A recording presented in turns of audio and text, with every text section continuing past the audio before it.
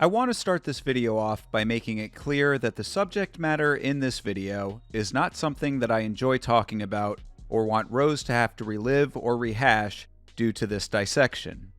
I very, very much wish that the things that Rose went through in her younger life had not happened. The reason that I'm covering this is purely as an examination of how her past and present intersect to create the ongoing circumstances which shape her current state of being, and as an examination of her brother's interpretation of those same circumstances. I also want to clarify that in the following segment, I mentioned that I didn't know if Rose had made the childhood abuse that's discussed in this video publicly known at the time of the stream from which this recording was taken.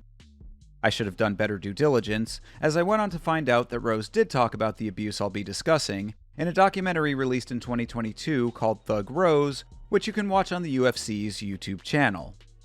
So I watched that documentary. I'll link it in the description, and I encourage you to watch it as well, as it reinforces the image that I'd suspect many people, including myself, already have of Rose. That being a very kind, compassionate athlete and human being, doing the absolute best that she can, while carrying a lot of weight on her shoulders and in her mind. I wish that I had watched that documentary before this stream, not because it changes any of the details herein, aside from me knowing that the information was public, but more so because the information that I gleaned from the documentary serves to emphasize the severity of the topics I'm about to discuss. Rose's brother No Use, who is also a central figure in the following segment, was featured in the documentary as well, which adds a lot of human context to his statements. I'll also be adding a little more detail regarding the documentary after the upcoming stream segment, so if you're interested in that information, stick around for it. That being said, please go into this knowing that my intention with this video is to present this information in the most respectful manner possible, coming from a place of compassion in doing so. The first topic that I want to get into is the abuse allegations centering around Rose Namajunas. Rose, obviously, someone who has been in the center of a lot of controversy regarding perceived abuse. It all sort of started with her brother, No Use, who is a fighter who is active on Twitter. And so before we get into that aspect of it, though, I want to go over the comments that I made on the podcast on Monday. Rose Namajunas fought in Edmonton last Saturday and did not win her fight. And we were talking about the fight on Last Week's Fights, the podcast that I do with Chase Parton here on the channel. And I had some things to say about Rose's mentality as a fighter in general, sort of how she carries herself and where her headspace is just in a general sense. So I know it's a little bit odd. This is kind of a little Inception-y here to be having me watching me talking, but I think it's a good starting point to frame what I'm going to be talking about going forward. We're talking about Rose Namajunas and her mentality as a fighter based on the circumstances that surround her in her life. So that's the setup for this. And I've probably talked about this on the show before, but Rose is a very cerebral fighter, not in a good way. She is in her own head a lot. There are times when you don't know where her head's going to be at. She will be either 100% locked in, fully focused, or she could be, to put it politely, in her feelings a little bit. She's very emotional. So you never really fully know what you're getting with Rose. And I definitely want to bring up the point that Anakin is making in the chat now. Shout out to Anakin. Rose going away from Trevor Whitman seems to be one of the worst things that she ever could have done. If you're going away from Trevor Whitman to train pretty much exclusively with Pat fucking Barry, that is look, marriage aside or not, and of course there's a whole lot that we can talk about with Pat Barry and all of that aspect of it. We can leave that to the side for now. But the point is that, you know, if this is the camp that she's training with and this is the training that she's getting, Pat was very loud during this fight. You could hear a lot of the coaching he was giving. This is not the camp that you want. This is not the cornering that you want. I mean, going away from Trevor Whitman, who, you know, in his time at least, I mean, back when Rose was champion and Justin Gaethje was doing his thing, he was one of the best in the game then. So, I mean, like, to go away from that to having Pat as your main guy, like, again, put your marriage to the side and look at it objectively. This is a bad decision on your part. All right, so that was a little bit long-winded, but basically what I'm getting at the start of that is that, Rose often has a little bit of a fragile mindset, I would say. And I'm trying to be respectful with all of the way that I'm going to be talking about all of this, especially now putting it into context based on what her brother, No Use, said just yesterday on Twitter. I wanted to put that up front because I do stand by the basic concept of what I was saying there. I mean, I think that there are a lot of things going on in Rose's head at all times. She's pulled in a lot of directions mentally. Some of that can be attributed to her relationship with her gym, more specifically her relationship with her husband, who, of course, if you saw the grooming video that I made on this channel as well, you know that Pat was quite a lot older than Rose when they first met. Rose was significantly underage. She was 14 years old. They got together as a couple when she was 17, and that, in the eyes of many, is considered grooming. And I'm sure that if you are aware of the discourse surrounding grooming and that type of thing in just society right now, you know that it's a hot button issue that's covered a lot. There's a lot of discussion about it online at all times. So this is just in the zeitgeist as an issue that a lot of people are paying attention to, not necessarily in relation to Rose specifically, but just conceptually people are paying attention to that concept. So this is a post from Josie Aldo MMA. I'll play on the name there, of course, but Josie Aldo MMA says, calmly trying to remind myself not to be mad at or make fun of Rose nowadays because she's a victim of grooming and manipulation. I think that based on what we're talking about here, that's somewhat of an accurate assessment depending on how you view that subject. Well, Rose's brother, No Use, is very active on Twitter, and he had his own assessment of this situation. So before we get into that specifically, I just wanted to go over who No Use Namajunas is. He is a fighter. He is currently 1-1 as a professional, so not as active or prolific a fighter as his sister, but this is the brother of Rose Namajunas. We'll go to his profile real quick so you can see. MMA fighter. I guess he also does music. Interested in cars, mushrooms, and libertarianism. I actually started following No Use before all of this, actually a couple of weeks ago, maybe a month or two ago, just because I kind of find him to be an interesting person. He's very active. As you can see down here, he was posting only an hour ago. So, I mean, obviously this person is keyed in to the discourse, and he's part of the conversation, and he's, it goes without saying, he's very close to Rose. He's a very big supporter of his sister. He's posting about her fights often. So that's who No Use is, just in a general sense.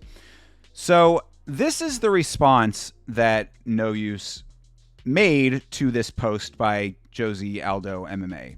He says, "Stop spreading lies. Pat saved her from the groomer, which was our stepdad. Stop believing and spreading lies. We have debunked this shit years ago."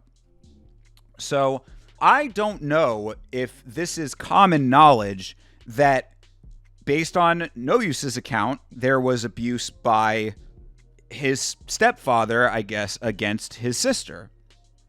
So if that's something that had been out in the public knowledge, it's something I was not aware of. But that's the first part of this. Josie Aldo comes back and says, by his own admission, talking about Pat Barry here, by his own admission, at best, he was 30, dating a 17-year-old who was in love with her before that. Not only that, but he was in a position of authority over her as a coach. What business does a 17-year-old have dating a 30-year-old? So that is I think the crux of where the general mindset when it comes to the grooming with Pat and Rose comes from. That not only was Pat significantly older than Rose, but he was also in a position of authority as her coach. He was a coach in the gym that she started training at when she was at that age. So this is the one that really made me want to cover this, and the one that when I was alerted to it, I didn't even really know how to respond to it at first. I was very taken aback by this because this is a two-part, 1-2 punch of information here. No Use responds back to Josie Aldo MMA and says, "You don't get groomed at 17. They met at 17 when he was 29. 17 is the age of consent where Pat is from.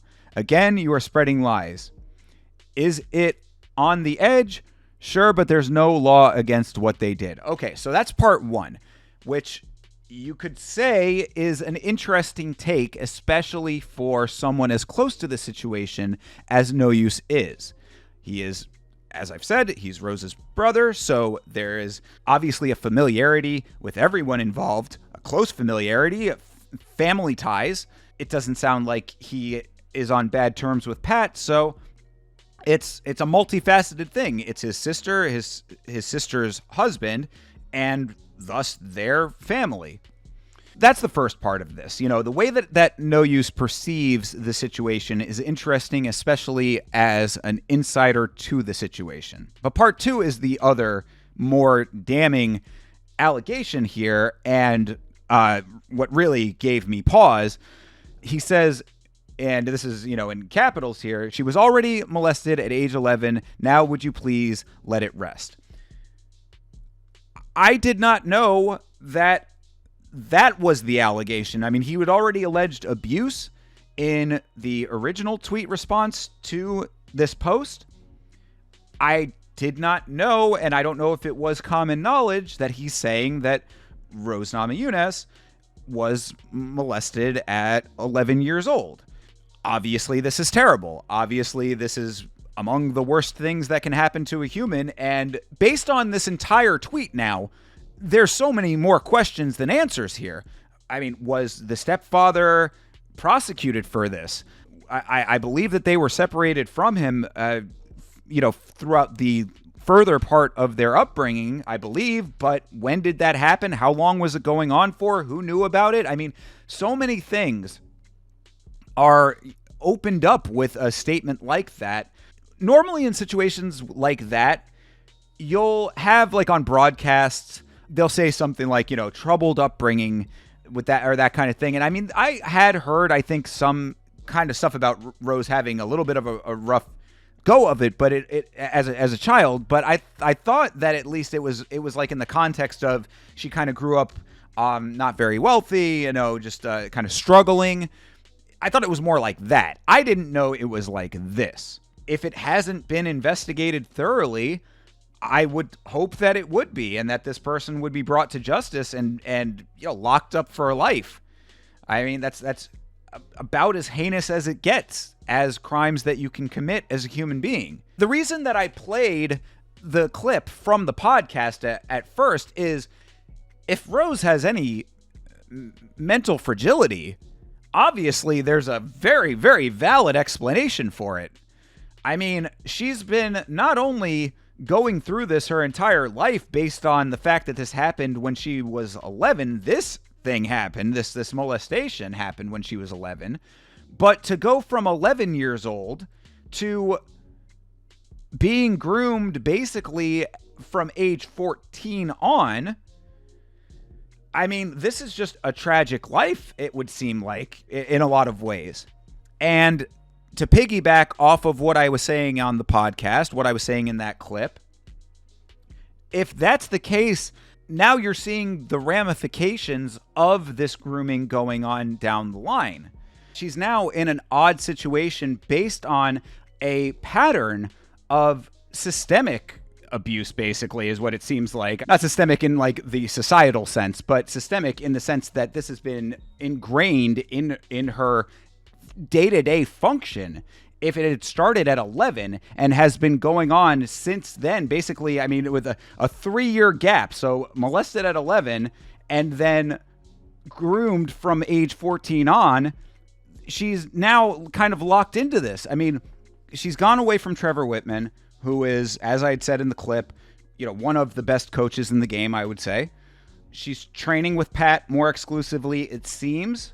There isn't exactly confirmation of that. Actually, I would also recommend watching ITP MMA's video about this subject. He goes into kind of an expanded upon version of what I'm talking about here. But as far as what everybody in the public is perceiving. She's gone away from Trevor Whitman. She's training with Pat more exclusively. Pat is also her husband, and depending on how you look at it, also the person that groomed her from a very young age. So how do you navigate that? That's a hard position to be in. Now, if you're No Use, you don't see it that way. You know, that's just her husband. They've been in a functioning, stable relationship for all of that time, and that's just what it is. So I had reached out to No Use to offer him to come on the channel and talk about this subject at length, promising to be as respectful as possible, give him a complete and open platform to discuss the matter in any way that he sees fit, allow him to speak at length, ask questions where I felt appropriate, but, you know, it would not be any kind of gotcha interview or anything like that. He responded very kindly and said that he was not in a position to do that right now. The fight with Aaron Blanchfield had just concluded recently. They're in post-fight, you know, recovery and all that kind of stuff. The information is obviously very sensitive, so he wanted to consult with the family. All of that, he was nothing but a gentleman in his response, and I thought it was in very good character the way that he he responded to the offer. So all respect to him. I responded back to that response just saying, look, the offer is an open one. You're welcome on at any time. I will treat you the same way now as I will treat you in the future. You're not going to be ambushed by me. I'm going to conduct myself as professionally as possible. I just want to hear what you have to say and kind of, I mean, at least for the sake of justice, get to the bottom of this. So the last thing that I have for this is this secondary tweet that No Use made, kind of going on about the situation. He says, if any of these idiots that say Rose is a victim of grooming cared, they would be focused on my stepdad, and yet no one knows who he is because they're really just jealous of Pat. If that is the truth, if no one knows who he is and you know, I mean, jealousy of Pat, that seems a little bit spurious to me, but if that's the case, people need to fucking know. You know, that is why I'm here right now. That is what this stream right here is all about. I'm not saying like everybody have a coordinated campaign to clip this and send it to No Use or any shit like that. But No Use, if you happen to see this, I want the world to know about this monster. I want this person to be brought to justice if he hasn't been. There is nothing that can be positive about a situation like that, obviously. I mean, you know, the damage is done from the second that it happens. I just want there to be some kind of balancing of the scales to some extent. So if this is the case, if there is information that the world does not know, if this guy is still out walking the streets, you don't even have to come on here. I mean, just let it be known in one way, shape, or form, because, I mean, this is obviously extremely serious. It puts Rose and what I was saying on the podcast into a completely different context. I mean, again, I stand by the statements that I was making about the fragility, but the fragility is now completely recontextualized. I'm seeing it as the person who made those statements, seeing it from a completely different viewpoint here. So I wanted to bring some light to this in lieu of having No Use actually on the show to say it himself. I mean, I really am not trying to overstep my own bounds here, but this is all public, so obviously he was willing to say these things publicly. Either which way, this person needs to be brought to justice if he hasn't already been. This is a perfect opportunity to go over the warning signs, things that parents need to watch out for, things that parents can impart to their young children to watch out for. This subject, as I mentioned, is something that is very prevalently discussed right now in society because finally people are coming around to the concept that there needs to be more prevention. There needs to be intervention and a stopping of these situations before they start. If there's any sliver of positive that can come out of such a dark and disgusting thing, it would be to help others not let their children go through these same things. So The invitation to No Use to come on the channel and talk about it is always going to be there. If he decides to change his mind, I am more than happy to talk to him about it. In fact, I would like to have a discussion with him in general. As I said, I think he's an interesting person, slightly odd, but who isn't? And also, like, odd in a cool way, you know? He's like a mushrooms guy. So, I mean, you know, seems cool to me. You know, I don't have anything there's no negative feeling that I have towards him or towards Rose. You know, I mean, like, I'm a fan of Rose. I want nothing but the best for Rose. That's why I covered the grooming in MMA video in the first place and had to talk about the Rose and Pat situation. Beeb in the chat saying 13-year gap, 17 and 29. That is wild. Yeah, I mean, like, a lot of people would perceive it that way. No Use is not in the camp that believes that she was groomed. However, he is also on the same coin, the other side of the coin, saying that he is aware that she was molested at 11. So, I mean, what I think would be an appropriate response is, if you know that she was molested at 11 years old, before the brain has anywhere near the cognitive ability to fully interpret what's happening, I don't think that it's a stretch to think that a 14-year-old version of that person would be susceptible to the influence of an authority figure. They started dating at 17. Dating, whatever you can call dating at 17, when he was nearly 30. They knew each other since she was 14. To say that she was not groomed, that is almost textbook definition of grooming. When you add in the fact that she allegedly was molested 3 years prior to that, all of this paints such a dark upbringing as far as Rose Namajunas is concerned. So that's the full kind of assessment here, is that for No Use to be saying that she was not groomed when you not only have a person who is clearly underage at 14 being influenced, I guess you could say, you know, again, to keep it respectful, by a person who is in a position of power over her after already having been sexually assaulted earlier in her life, way before the age where the brain is developed enough to understand and process that information. I don't see how that can jive in his mind, in No Use's mind. So again, I reached out to him. Our conversation was completely respectful. I have nothing but respect for him. If there's any possible good that can come out of it, it would be to shine more light on this. And then also, in the same conversation, I would like to at least hear him out as to how he can rationalize in his own mind this pattern that we've just outlined. 11 to 14 to 17 to married to everything that we've seen going forward from there. Beeb asks, but at this point, what can you do, honestly? What you can do is bring awareness to the warning signs. You can describe the situation for parents so that they can identify potential red flags in people. There are a number of known patterns with people who perpetrate these type of crimes that more people could be aware of, especially if they have young children. It's something that I think parents need to be imparting to their children so that their children are more aware of the warning signs and what to look out for.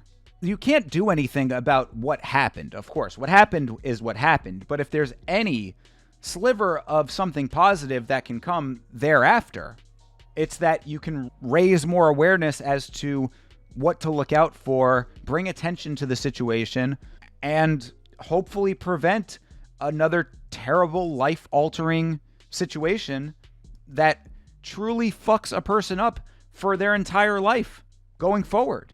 If you are in the camp that believes that Rose was groomed, when you pair that with the information that No Use is putting out here about potential molestation, you're seeing the negative outcomes of it to a minor extent in the situation that Rose is in now, because everyone on the planet who saw her fight with Erin Blanchfield is saying that that is not the same Rose. Why is that not the same Rose? Well, that's not the same Rose in some people's minds because she is staying in a committed relationship with a person who groomed her as a child. I'm just putting that out there as what the conversation might be. I'm not trying to be disrespectful in saying that. And I know that based on what No Use is saying on Twitter, maybe he would not agree with that. It sounds like he very strongly would disagree with that. It's really up to, sadly at this point, up to Rose to either recognize or not recognize what the situation in totality is. But I would postulate that Rose probably would benefit very greatly from some professional help based on everything now. I mean, one way or another, regardless of Pat Barry's aspect of all of this, I would think that if that's the case with Rose, I mean, perhaps she's already been helped, maybe she's in therapy. I don't know all about that aspect of everything, but there would seem to be some pretty deep-seated issues with Rose that need addressing, and ultimately, and sadly, it kind of falls on Rose to be her own advocate because she's gotten so far down the path with Pat to the point that they're married now that it's hard to get yourself out of. Because on the one hand, she's left the team that made her a great success. She's in a relationship committed for a long time now with a person who potentially groomed her. And then you add in the molestation aspect of it, and everything becomes very, very dark. I think that that's about all that I'll say about this one. I wanted to shed some light on that one in the limited capacity that I could, and also, once again, extend the offer to No Use Namajunas to come on and talk about it at length in a welcoming and respectful environment to get his story out there if he so chooses. That offer stands and will stand. No Use, if you're listening, get in touch with me. You know how to get a hold of me at this point. I am on Twitter at YAMMA Show. As I mentioned at the start of the video, the previous segment was recorded prior to me watching the Thug Rose documentary. After having watched it, I think it adds another layer of context here, so this is what I ascertained from the film. Another major factor in Rose's early psychological development was the loss of her father at a young age. Their family had only recently emigrated from Lithuania to the United States, where Rose was born, and though the documentary is a little confusing regarding the timeline of events, the details as presented are certainly tragic. Her father was essentially kidnapped by the Soviet army in Lithuania and put into a psychiatric ward where he was tortured to the point of induced schizophrenia, which left him mentally scarred for the remainder of his life before his untimely passing. Her mother would remarry, and that new husband would be the man who would ultimately end up perpetrating the horrendous abuses against Rose. Her brother was a victim of physical abuse by this same man. Rose did not disclose her abuse to her family for many years. Though when it was finally revealed as unclear, the first person she would end up telling it all was, in fact, Pat. Given everything discussed in the stream segment, paired with the loss of her father and the external environmental circumstances in which she was raised, that fact also seems rather troubling. There's no mention of Rose being involved in any sort of counseling or therapy, which I'd venture to say would have been a much better place for that information to be processed. The documentary does cover Rose's mental state and emotionality, reinforcing the aforementioned point. Regarding No Use's Twitter statement, the documentary does not name or give any additional information about their stepfather. That's certainly something No Use could do if he so chooses going forward, which I'd consider a public service if that monster is still alive and a free man. To end on a more positive note, however, I wanted to say that from everything that I've seen of Rose, and certainly from the footage in the documentary, she seems like a very gracious, pleasant, and thoughtful person, as does No Use. It's also obvious that the bond between Rose and No Use is a strong one. Seeing them together was both wholesome and heartwarming. Rose Namajunas is a person with a lot to offer the world and deserves a life of happiness and mental clarity. I sincerely hope she is able to achieve that. For Yelling About Mixed Martial Arts, this has been Thinker St. James.